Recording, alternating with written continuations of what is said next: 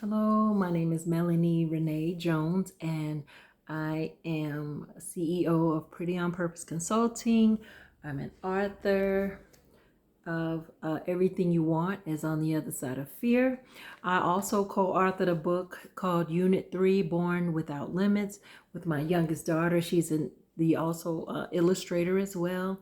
And I'm a certified life coach, a licensed evangelist. I'm a lot of those things, but one of the greatest things I love to be is a mom.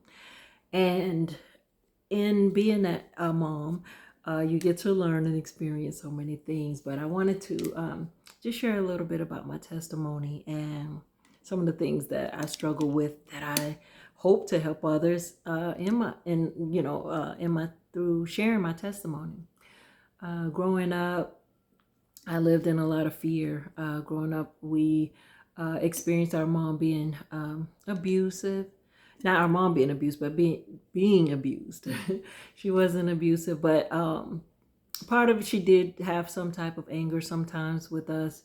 Um, our father was abusive to her. Then she married. I think she married twice, and both of them were abusive. That's all I remember mostly in my childhood. But I do remember my mom was always loving and always wanted to give us the best. But we lived in fear. And even herself, she kind of lived in fear as well. She never did really pursue her dreams. Like she was amazingly gifted and talented. And she passed in 2015 and, shared a lot of stuff with me before she passed. And that is why it's in my hopes to share my testimony and to share with people to use your pain, as your passion to push you into purpose, you know, um, and that is so important because sometimes a lot of people hold on to the pain and they live a life of, uh, constant grieving, constant hurt and pain from the past. You don't want to have that cause you to push you into something that you don't want to create for your life. As far as living in depression and just a lot of the things that are opposite than love, right? So you want to focus on the love and abundance and the grace that we have, right? To just even live on a day-to-day basis. But growing up, just so many things I've experienced, being bullied and just all kind of stuff, being called ugly. And, we were always tall. My twin sister and I were tall. So we were taller than the other girls, so we got picked on for being bigger. So just a lot of those things that youth struggle with on a day-to-day basis. Like they say, kids are cruel sometimes, right? But a lot of those kids are hurting themselves. So they'll lash out at you. They'll lash out in their own pain, because hey, they don't know how to deal with certain things. So in growing up, I learned I struggled with a lot of fears, insecurities, and just constant not living out loud, right? Not living out loud and being who I wanted to be. Just shied away from everything. So in my early 20s, I married my daughter's father. He was a pastor, businessman, which I love because I always wanted to do business. Right out of school, I dropped out of high school. I didn't like school. I never did good in school. I'm not going to sit here and say I have that. I don't. But my mom, she took us out of school. We got our GED, and then I immediately went to nail school. I did nails for so long, and then as I got older, I went to a vocational school and got my certificate in legal secretary and administrative assistant. I was married by then, though, and had my children, but because I married early, I was 21 when I got married.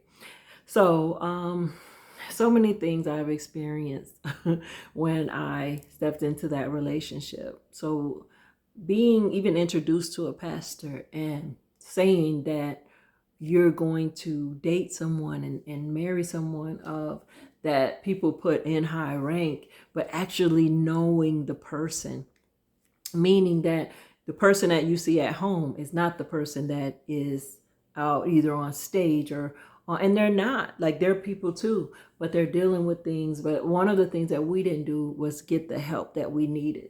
Like, I really feel that myself needed a lot of help, and as well as he did. And so before he and I married, a painful experience that I was able to just, I'm still healing from that, because it was just so painful.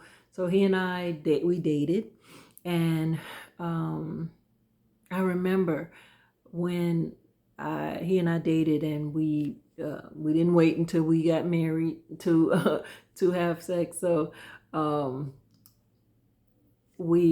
got pregnant. So he had already had kids. He was married. I was his third wife. He had kids already, quite a few, and I didn't. So I remember just so vaguely, he called me. He was crying, and asked me to come meet him at a Subway. And I met him at the Subway, and he was sitting there, and he was begging me to not have the baby, that it would mess up his image. And I was just so, like, naive back then. And that we would get married, we're going to get married, we're going to have kids anyway, you can have a lot of kids, So that was one of the most painful things to experience, because I didn't tell my mom, because she was a member in this church and everything. So you try to hide stuff because you don't want to hurt other people, but you end up hurting yourself. So I remember the day that he dropped me off at the abortion clinic. He dropped me off, and I could even still just see it so vaguely today, him just pulling off, like he left me there. Like, I think I was 20 then. I was 20 years old. He was 15 years older than me. And I'm just left there. And I remember, all I can remember that day is just laying back and looking up. And I remember the butterflies in the ceiling, and me not wanting to do what I did to protect people that didn't even give 2 cents about me, right? And to protect his image. And I did it. And it was so hurtful and painful. I ended up telling my mom. I had to end up telling her, because I was in so much pain and just hurt from it, right? So, she was upset, and she was like, I never would have let that happen if you would have told me.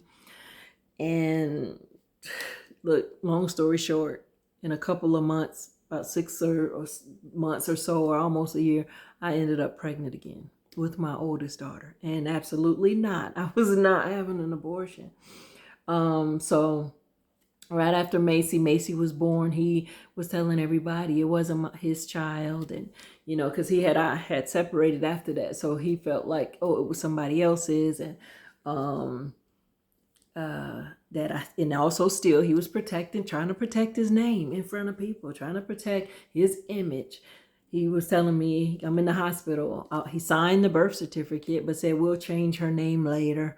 Just a lot of stuff, a lot of stuff that I dealt with and held inside, because being naive, being low self-esteem, being all those things, when you have someone that's aggressive, someone that, as I learned later, has those narcissist traits, they don't have any regards to your feelings.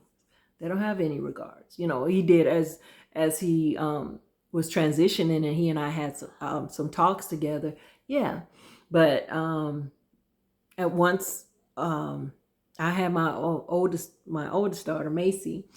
We got married. I think it was 3 months after, because Macy was married in January. Macy was born in January, and then we got married March 22nd of 1995.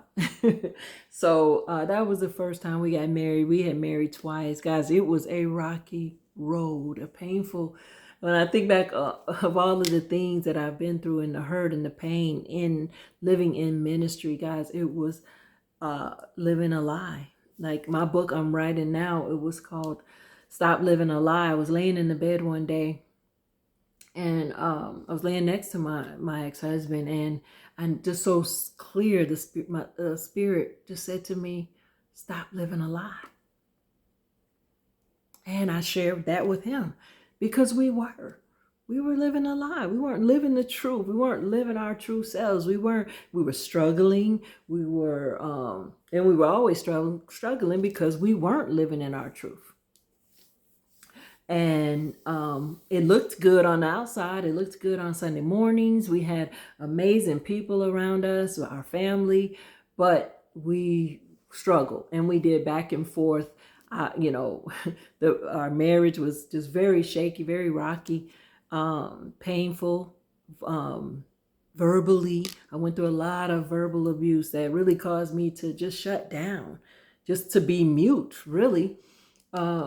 I wanted to speak out. I wanted to do, but I didn't, because I didn't have that esteem. I didn't have anyone speaking to me or building me up, or I didn't have that.